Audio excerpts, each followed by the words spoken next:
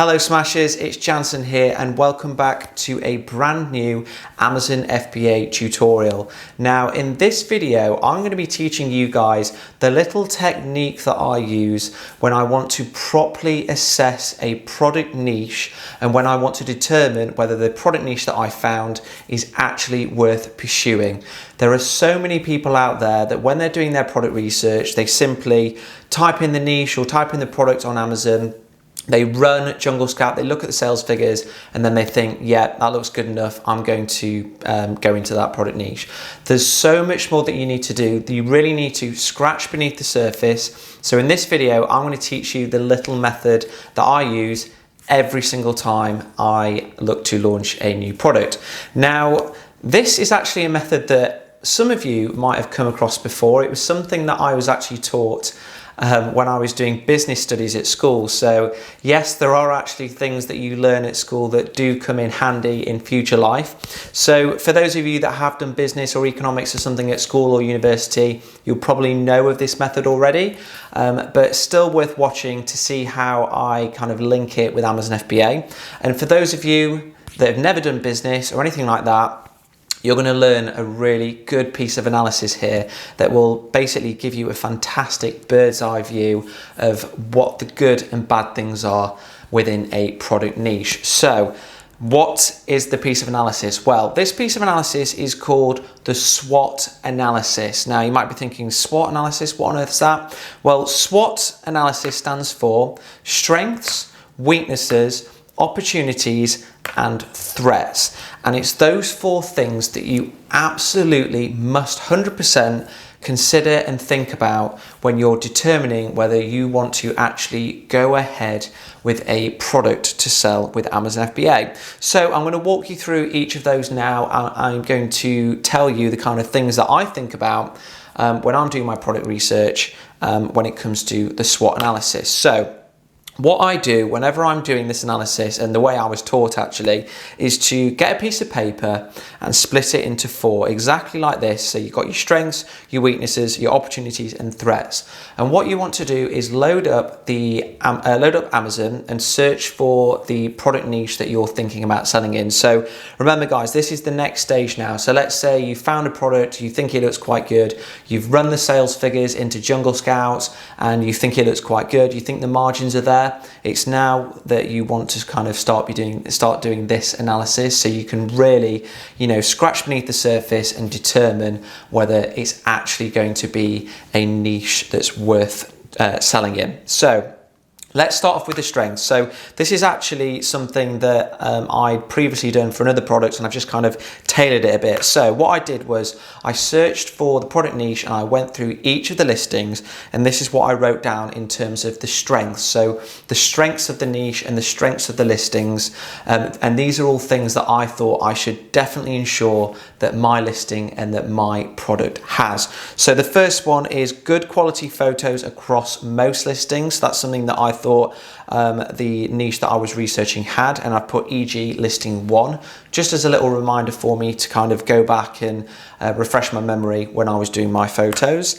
Then I said descriptions were informative, so I thought that descriptions were pretty good on the whole. So again, I've written what what listings those were.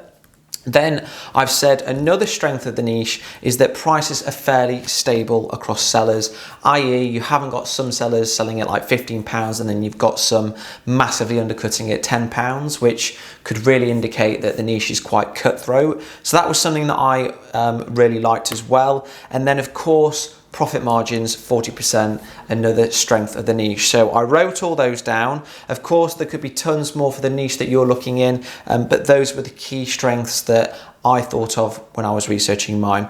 Then the next section, let's go to weaknesses. So these are all things that I thought other sellers weren't doing so well in, and things that I should make sure I absolutely nailed. So weaknesses, I thought that the titles weren't optimized that well for keywords. They kind of just seemed to be a load of words jumbled together. There seemed to be no good lifestyle photos in the listings. They had good photos like on a white background, but no good lifestyle photos. So I thought that's something that I should definitely nail. Bullets in listings were poor. They weren't optimized at all for the reader.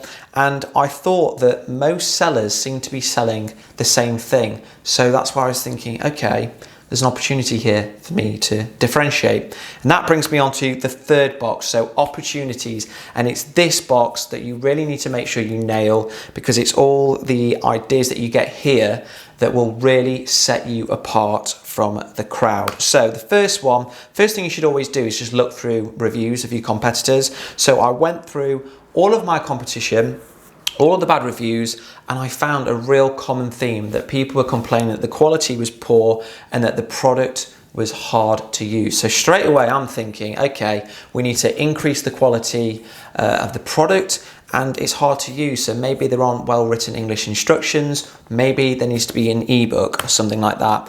Another opportunity, and not many people really seem to think this is an opportunity, I certainly do, is that there were no UK sellers in this niche. Now, a lot of the listings, when I looked through them, it was really evident that the first language of the person writing the listing wasn't English, and the brand wasn't English. You know, it was like random names that didn't really make sense or anything. So I thought, you know, give the consumer some confidence by basically making it really obvious that the seller, me, is from the UK, it's a small family brand, etc., etc. Just basically make sure that in my listing I make it very clear that we are UK based, we're customer focused, and that we really care about offering the very best product.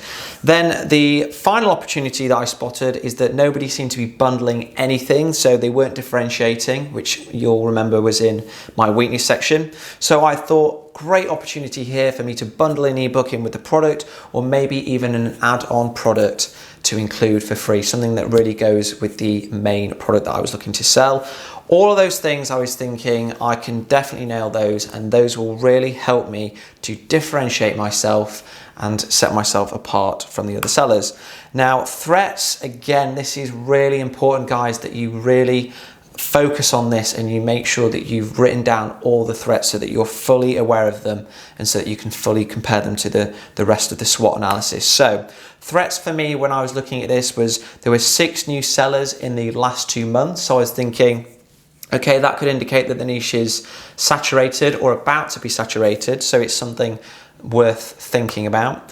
Then reviews for top sellers. The reviews for the top sellers were quite high. They all had 200 or more. Again, something worth thinking about.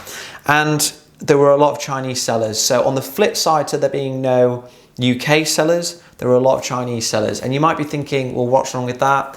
In my experience, sometimes the international guys can be a bit more ruthless. So I thought they've probably got more flexibility to really, you know, have a race to the bottom in terms of what price they charge. They could be a lot more cutthroat. So that's where I thought, okay, I just need to make sure that if I am going to launch in this niche, I really need to make sure that my brand and that my price position is protected by differentiating and providing the customer with a real reason to buy from me, despite the possible price differential. So you can see here, this is a summary of the whole SWOT analysis that I've done.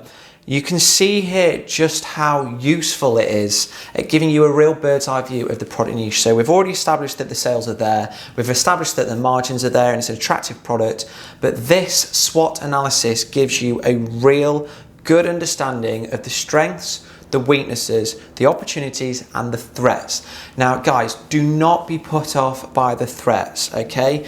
The point of this SWOT analysis here, and this is why I've highlighted it in red, is provided that you can absolutely nail the strengths that you've identified from the other listings, so make sure that you do the same or better. You can nail your competition's weaknesses, so you make sure that your title is optimized, you make sure that you do have good lifestyle photos, etc.